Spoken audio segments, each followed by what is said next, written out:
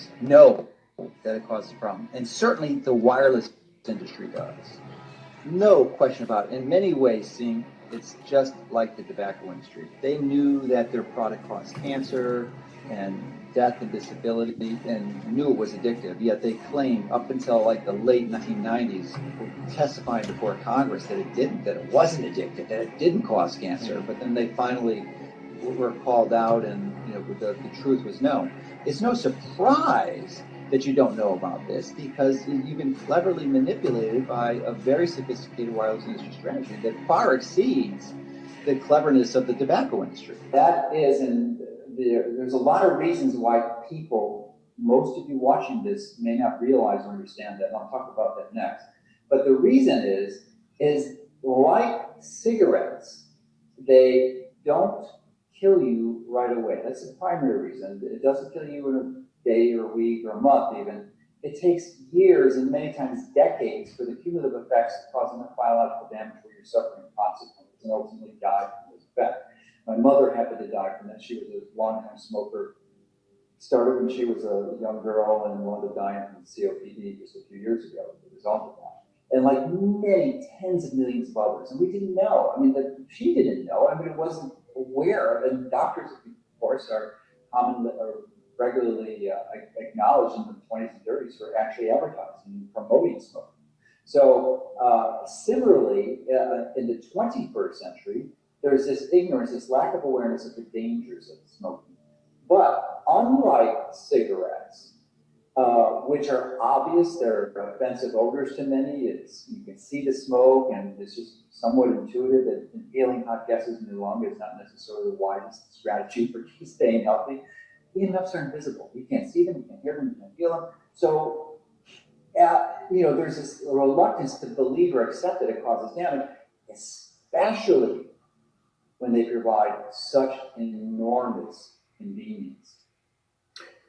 So that's what Mercola says about smoking. He said, and without any doubt about it, EMFs, in his opinion, are the new cigarettes. They are the thing that exists now that is widely accepted in the public that don't really think about it as being okay, it's fine. But actually, it's a major, major, major health issue. So throughout this, I want you to keep in mind that it's almost as if you live your life in this smoke-filled environment that you can't see. You're living your life in an EMF environment where you can't see the problem. And unlike cigarette smoke, like Joe said, you can't see EMFs, you can't smell EMFs, you can't taste EMFs, but it doesn't mean they're not there. They're still there. They're still a major, major health issue. So throughout this webinar, that little symbol will pop up occasionally to remind you that we're talking about things that are invisible and that they're there. We can't see them, but they're a major issue. So let's look very quickly at how different companies around the world approach EMFs, because this is interesting. But I'm going to fly through it because there's so much, folks, to do with EMFs that we could cover. We could be on here for hours. So if I do skim over things quickly, please forgive me for doing that, but it's simply because we've got to get through so much stuff.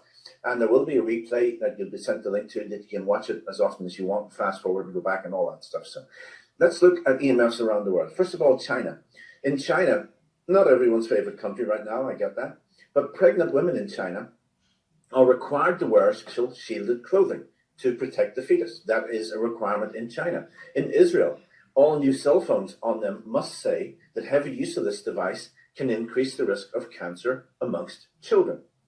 In France, back in 2014, 7 years ago, they banned Wi-Fi in all nursery schools because they were afraid of what it was doing to the kids. In India, not everyone's idea of a forward technological country, but I've been to India quite a few times. There's a lot of poor people there for sure, but there are also huge industrial technological areas, technology areas like this in Bangalore. And they, back in 2012, brought in some of the toughest radiation standards on the planet. Here in the UK, former MI5 scientist Dr. Barry Trower said that anyone who puts Wi-Fi in a school should be locked up. He's an expert in microwave warfare and weaponry for MI5, the Secret Service here in the UK.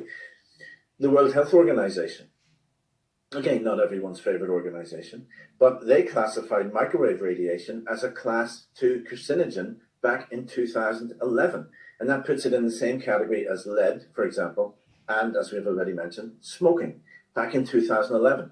And in addition to all those policies, other countries like Switzerland and Austria, I'm not going to name them all, Bulgaria, Hungary, they have all set their RF exposure limits 100 to 10,000 times less than the US, because they recognize that there can be non-thermal biological effects from wireless radiation.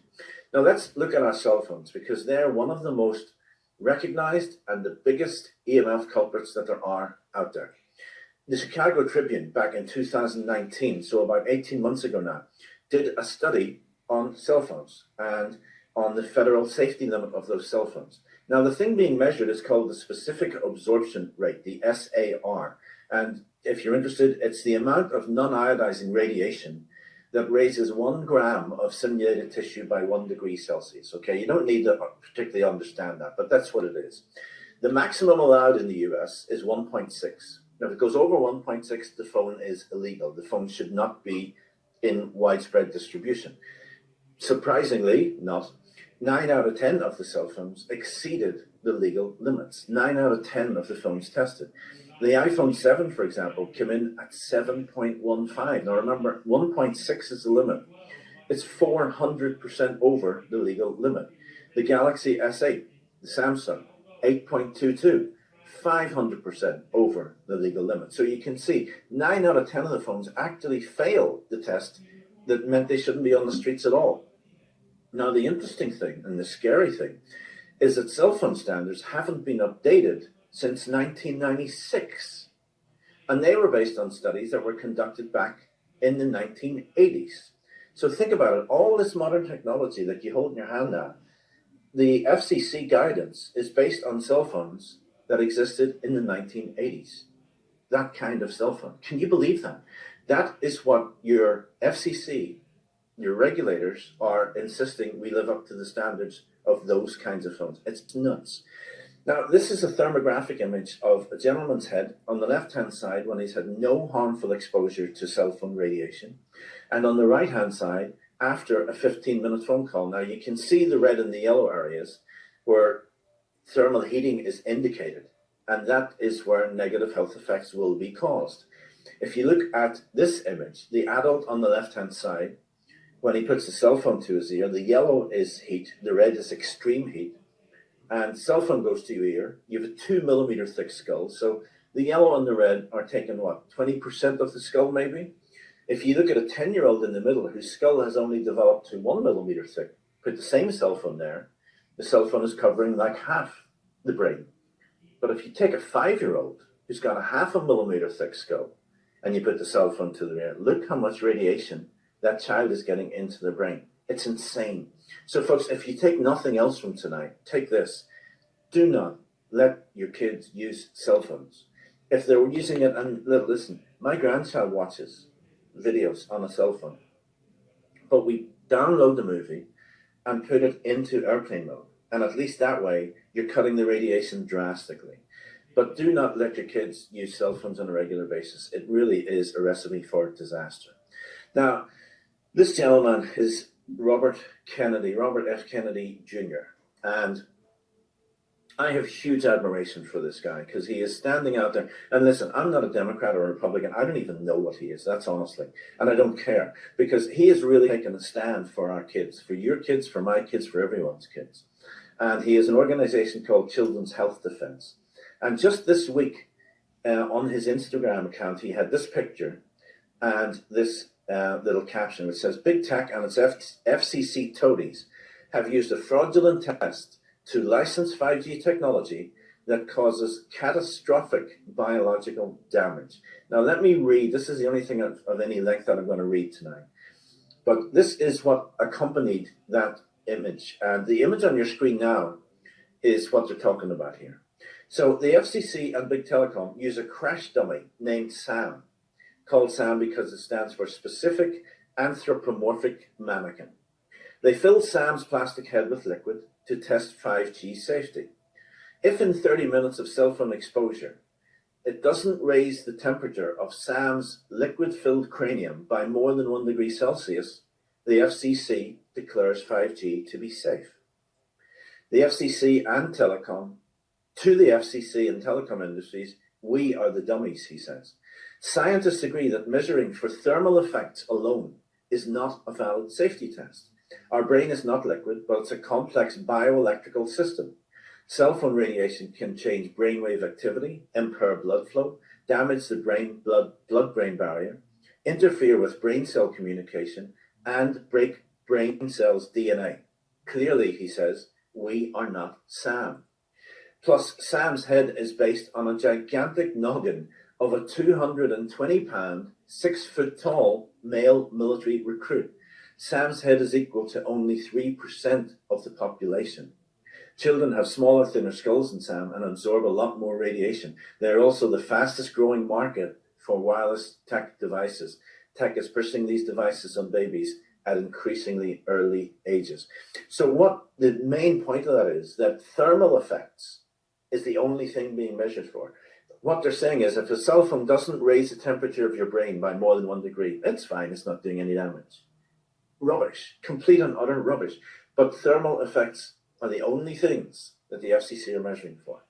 Now, you might not know it, but your own cell phone admits that there are dangers. If you read the dangers or warning sections when you buy a new cell phone, it actually tells you in there, do not place this within an inch of your head.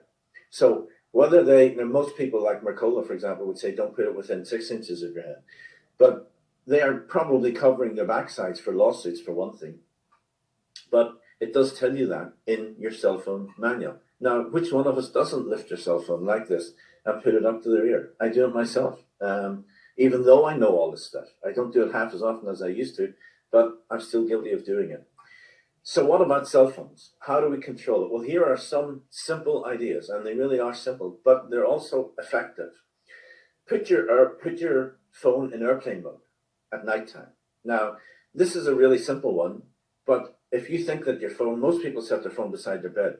If you put it in airplane mode, at least you're taking away that amount of radiation for a third of the day. If you keep your phone with you all day, at least those 8 hours, it's not going to be half as bad for you, quarter as bad for you, because it's in airplane mode and the signal's not trying to reach it. Send a text rather than a call. Logic behind that, very simple. Your phone stays 18 inches away from you, never goes up to your head. So a text is healthier for you than a call. Use an EMF-friendly headset. If you buy from Amazon, go on Amazon and search for an EMF-friendly headset. You can buy one there. You can probably get one from Walmart and so on as well. Use a selfie stick. Now, this might sound extreme, but again, I was with Dr. McCullough about 18 months ago at a conference, and he got a phone call, and he literally took a selfie stick out, put the phone on it, and held the phone way out here in hands-free mode, and used it that way to keep the phone away from his brain. Use your cell phone at full signal. Something I didn't know, but if your cell phone is like 2 bars out of 5 and you're using it, then it is searching and putting out a much stronger signal and much more often to try to connect to the cell tower. If you have a 5 out of 5 bars, it's not nearly as bad for you. And finally, protect your family jewels. This is sort of tongue-in-cheek, but it's very much not tongue-in-cheek at the same time. Guys, don't keep your phone in your front pocket. Your reproductive areas are greatly affected by your mobile phone signal. And your testes have more gated voltage calcium channels than anywhere else in your body, and those are affected greatly by EMFs. So keep your phone out of your front pocket, guys. There was a study done back in 2008. This is one of the main studies ever done on cell phones. And it showed an 85% decrease in sperm vitality with phone, with being, what's the word I'm looking? Can't remember it. Being affected by a phone, being exposed to a mobile phone signal. 85% decrease in sperm vitality. Now, the Cleveland Clinic did this study, and they were warned not to publish it before it came out. When big tech saw the results, they warned the Cleveland Clinic not to actually publish the results of this study.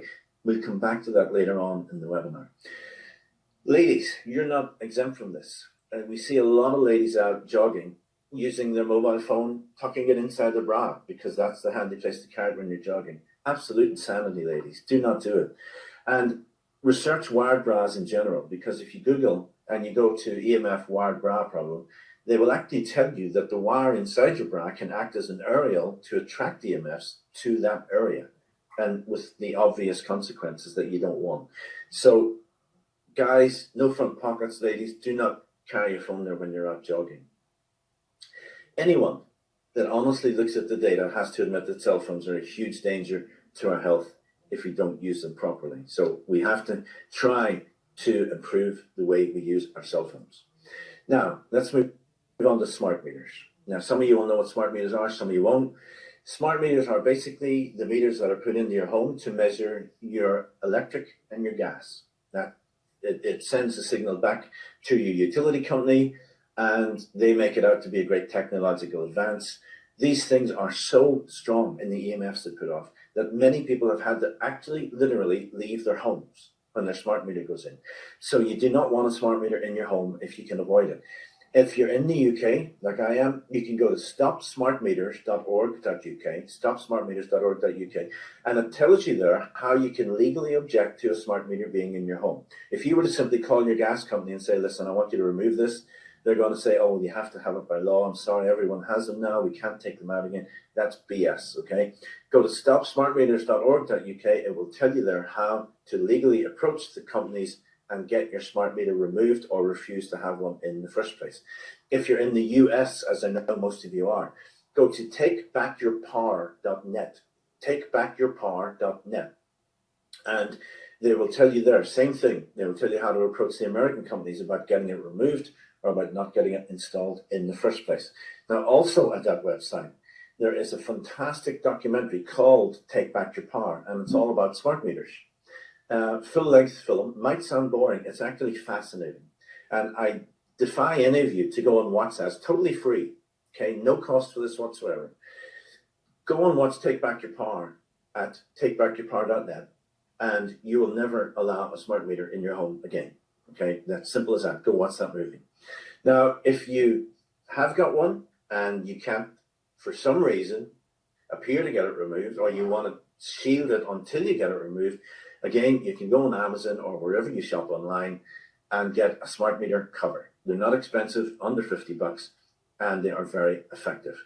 But they are not totally effective, obviously. They just cut some of the EMFs coming out of there. Now, again, moving on quickly, everything we've talked about so far is in your home. Let me talk about your office for like 2 minutes. If, like me, you work in an office all day, I have 2 screens here. I've got a light up here to light me up for this. I've got my phone down here because that's the only way people can contact me when I'm doing the webinar in case there's a problem. I've got a printer here. I've got my laptop over there, surrounded. If you work in an office with 10 other people and you've all got workstations, you can only imagine the EMFs that you're exposed to. And if you live in a block of flats, for example, not only do you have a Wi-Fi signal to worry about, but you've probably got 30 Wi-Fi signals when you turn your phone on to worry about. According to Dr. Magda Havas, 3% of the population have severe symptoms, and 35% of the population have mild to moderate symptoms related to electropollution. Now let that sink in. 35% of the population have mild to moderate symptoms without probably knowing it. That's over 1 in 3 of us are being really affected by electropollution without us even knowing it. Now, if you don't know who Magda Havas is, she is one of the world-renowned authorities on EMFs. She's published 71 papers, well over 1,000 citations, 57,000 reads on this. And she Trent University, University of Toronto, Cornell University. And she is also someone who has conducted research on things like acid rain and metal pollution.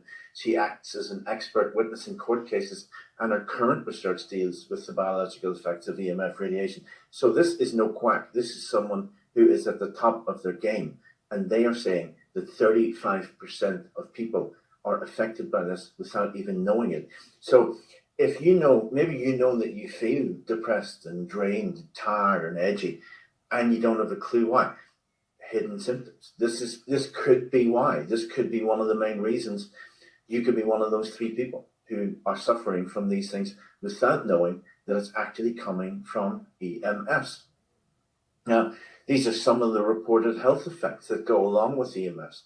Impaired immune system, reduced melatonin, brain tumors, eye problems, memory loss, DNA damage, headaches, fatigue. All these things are majorly reported health effects. And EMFs affect all these different diseases and can affect all these different diseases. Fibromyalgia, Parkinson's, Alzheimer's. You think about it, your brain is a series of millions of electrical impulses. How would EMFs not affect how your brain works? So Parkinson's and Alzheimer's are both in there for a reason. Depression, was that one of the main reasons that I suffered for so long, that I worked literally at a desk in an office 10 hours every day for 30 years? Who knows?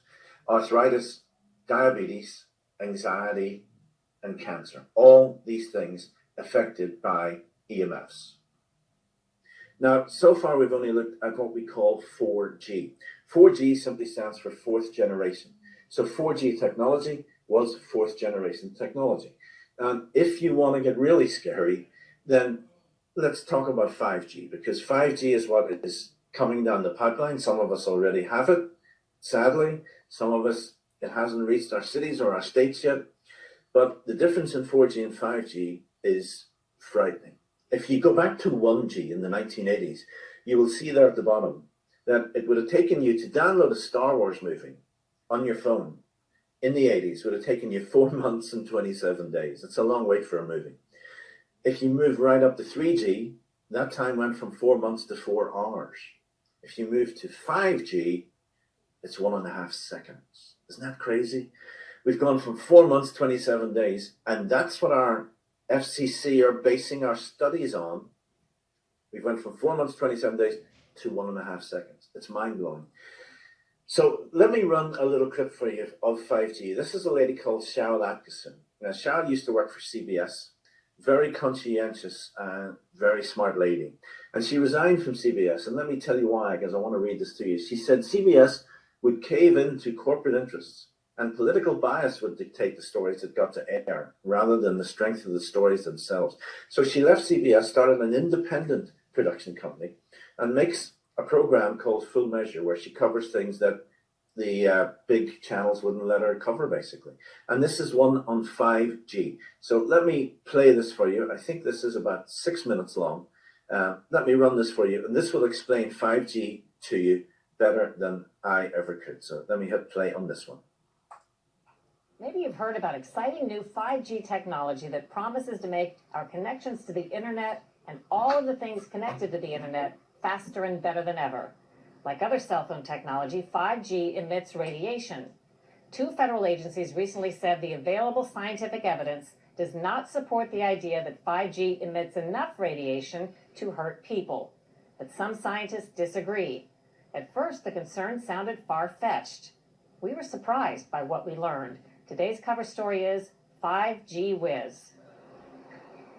Chances are you haven't met many people like Professor Martin Pall. Is it true that you do not carry a cell phone? Yes, I carry a cell phone. How do you possibly communicate in today's world without your cell phone? I use a wired mouse. I use the wired connection from my computer to my printer.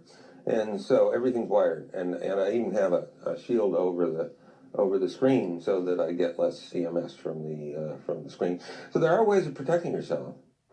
EMF, electric and magnetic fields, are invisible areas of energy or radiation produced by items like electric appliances, computer screens, and cell phone technology. Paul is so worried about the potential for health risks from EMF, he even has special clothes with lots of little metal wires to shield him from the rays. We had no idea when we asked, but yes, he's wearing the fabric right now. Is that a shirt? It's a t-shirt, yeah. And it has little metal fibers in it, and it helps to shield your Makes torso. them bounce off or not come through. Yeah. But before you make the mistake of writing off Paul as a nutty professor, you should know he's considered one of the world's preeminent scientists on electromagnetic fields. And his concerns are backed up by dozens of peer-reviewed scientific studies. You got your BA at Johns Hopkins University, very prestigious institution. You got your PhD at the California Institute of Technology. So you're someone who comes to this issue with a great set of credentials and experience.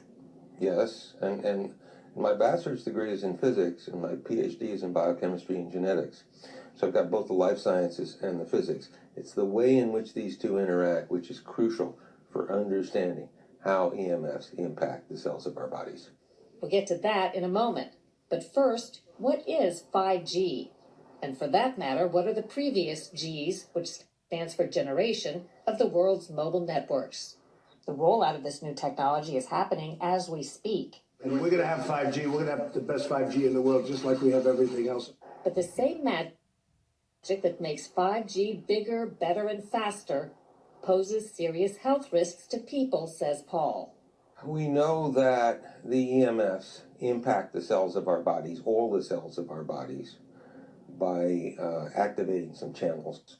And when they do that, they produce all kinds of effects. And those include neurological, neuropsychiatric effects, they include reproductive effects, they include oxidative stress, which is involved in essentially all chronic diseases. So I'm deeply concerned about this situation. Is it your feeling that mobile phone use and 5G in the future have been and are causes of chronic disease epidemics in this country?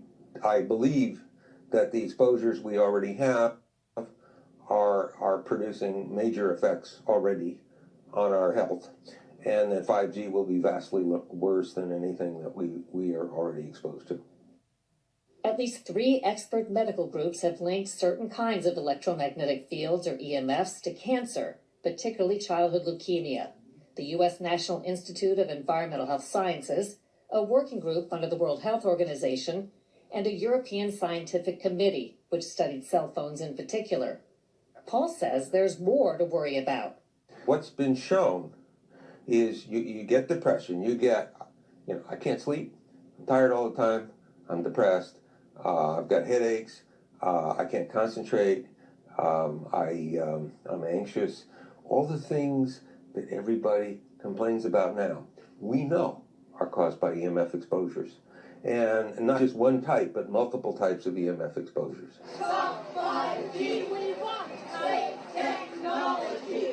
The concerns are shared by citizens and scientists around the world who are campaigning against 5G.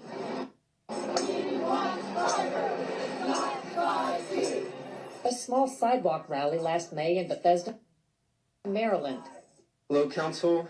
And in Sacramento, California last June.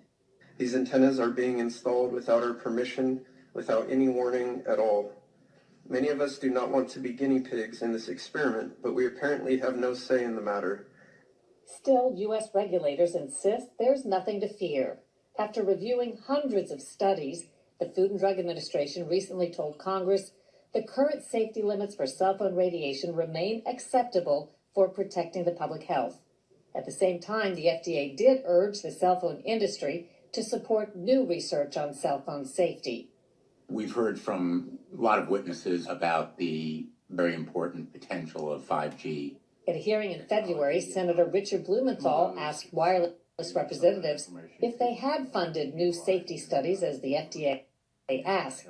They said, "No, I'm not aware of any." So there really is no research ongoing. We're kind of flying blind here as far as health and safety is concerned. how do you explain them saying the science doesn't exist, that there's nothing that gives us cause for concern? It's all corruption. There's no other explanation. I think there are at least 25 different reviews that have been published on this over the years. You're implying that the industry, the telecommunications industry, is so powerful here in this country. Is that a reason you think why our government hasn't commissioned these studies and isn't talking about it? I can't figure out any other reason. Whatever the case, 5G deployment in the U.S. is moving full steam ahead. 5G for mobile phones is already being deployed, with broader expansion coming in 2020, especially in big cities. Supporters say there's no reason to think it's dangerous. Critics say there's no evidence it's safe. It strikes me that there's probably zero chance we're going back from the technology that creates this kind of exposure. We need to dramatically decrease exposures. We are taking risks of the sort that no rational society can possibly take. And we're doing this blindly and in my judgment, with absolute stupidity. The FCC has been criticized for not updating cell phone safety standards since 1996, but FCC officials insist there's nothing special about 5G and that the higher frequency signals used to deliver it pose no health risk. So pretty scary stuff, that, right?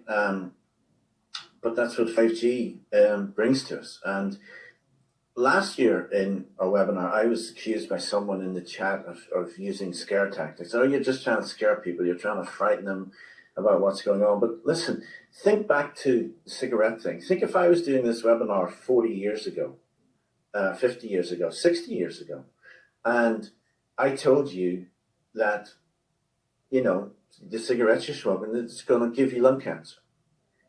What would you say? Would you say I was just trying to scare you? Or would you say, well, actually, you know, I wish someone had told us. I wish we knew. Because back then, no one had a clue. Everyone just thought, no, this is fine. There's no issue. Just remind you again, unlike cigarettes, you can't smell them, you can't see them, you can't taste them. But they're there. They're there all the time. Now, one thing I want to cover very briefly, because a lot of people ask about this, is what about 5G and coronavirus? Because there were all sorts of rumors went round that 5G was causing it, et cetera, and all sorts of videos were produced and all sorts of stories were written. So let's talk about that briefly. Here in the UK, they actually burned down 5G towers because they thought that's what's causing COVID, that's what's causing it to happen. And on YouTube, you will see hundreds of videos about all this stuff. And to be fair, YouTube banned many good videos, many instructional videos were taken down just because YouTube didn't like them, as they've done with the whole COVID thing, but that's another story. But here's where 5G and COVID do meet, if you like. The fact is that your immune system is greatly compromised by constant EMF exposure. That no one disputes that. Your immune system is compromised by living in a 5G environment. That's simply a fact. And Wuhan was the Chinese pilot city for 5G. Make myself a little smaller there so you can see that. Wuhan was the 5G pilot city for 5G. Northern Italy, where COVID broke out as well, was a European pilot for 5G. So people simply put two and two together and said, listen, it's possible that 5G being turned on in Wuhan, where they turned on 2,000 cell towers last December a year ago now, it's possible that 5G affected people's immune systems and made it easier for the virus to spread. That's realistic. That's possible. But that's a different thing from saying 5G is giving you the virus, if you can see what I mean, because your immune system is the main thing that fights against it. That was a paper from China in 2019, just in case you think I'm making that up, where they're saying that Wuhan was the pilot city, the capital of Hubei province, 10,000 5G base stations were going in there. So that is why you've heard coronavirus / 5G stories possibly at some stage in the last year. So what else in the world is going on with 5G? Now, this I think will blow your mind if you've never seen this before. Let's look at how China is dealing with 5G. This is a 4-minute long video, and this is what's going on in China right now. This is split into two parts. The first part is Chinese life in general, and the second part is what is happening in schools in China. Like I say, it's only 4 minutes long, but I think this will be a real eye-opener for you.